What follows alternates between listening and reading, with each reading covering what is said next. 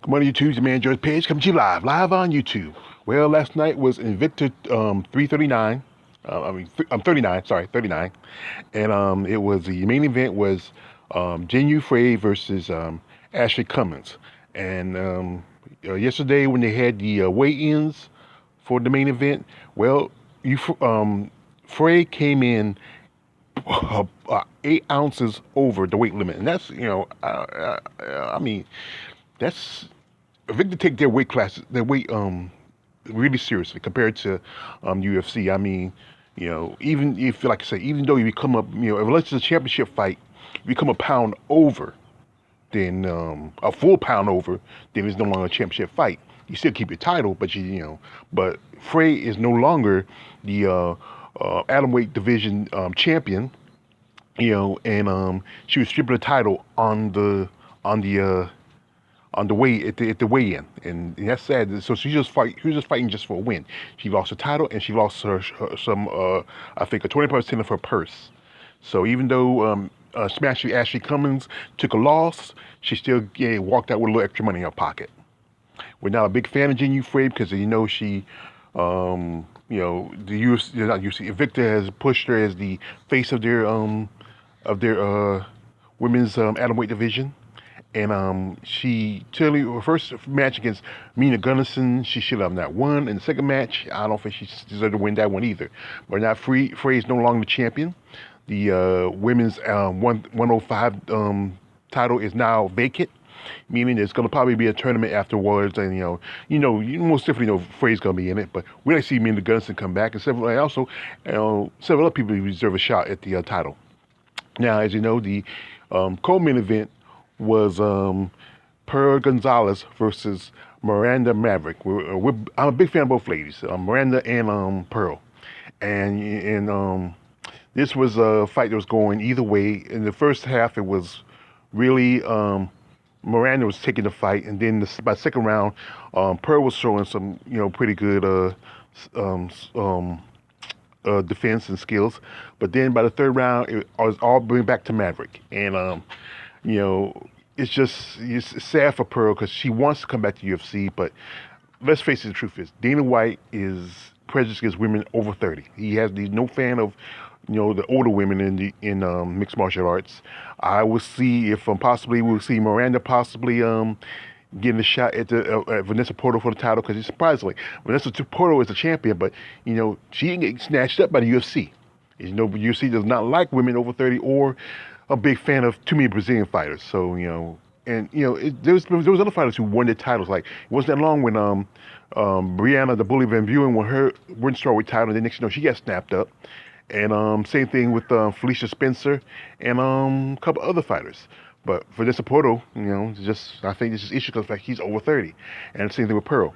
My best advice for Pearl is stop trying to shoot for the UFC. Even though Bellator does not have deep pockets compared to the UFC, I think it's a better place for you to go.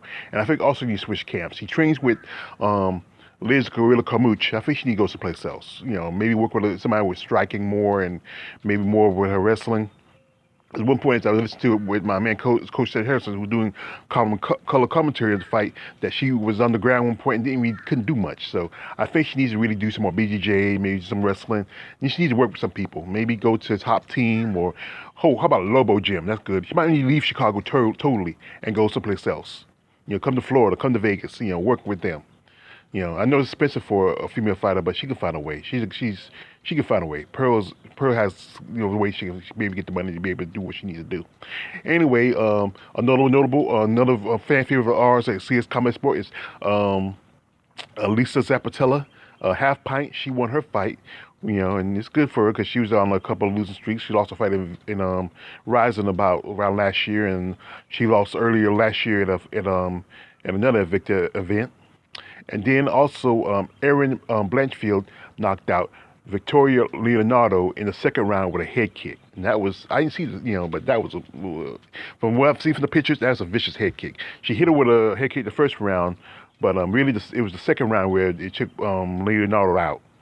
Anyway, Invicta is like, even though it's UFC adjacent, it's not getting UFC money, And I think what it needs is people with deeper pockets. Like we used to, like I was listening to Coach St. Harris. He mentioned that um, Hannibal Barris supports it, and and you know Hannibal Barris, he's a comedian and an actor, and I think it's good with somebody like that put his money into something like women WMMA. Maybe because of fetish, or maybe as a fan, whichever way it is. But it's good if somebody of that notoriety, you know, steps up and really help these women. And I think you can really use the money because, that's the thing is, that these women don't get paid as much, and they try to hold a full-time job and try to, train for fights. But, opportunities are so far few between for women in WMA. But I think organizations like UFC and Bellator and a couple others that maybe might give opportunity for a lot of women, ladies in the sport. But the thing is that as the fans and as supporters, we need to get behind them.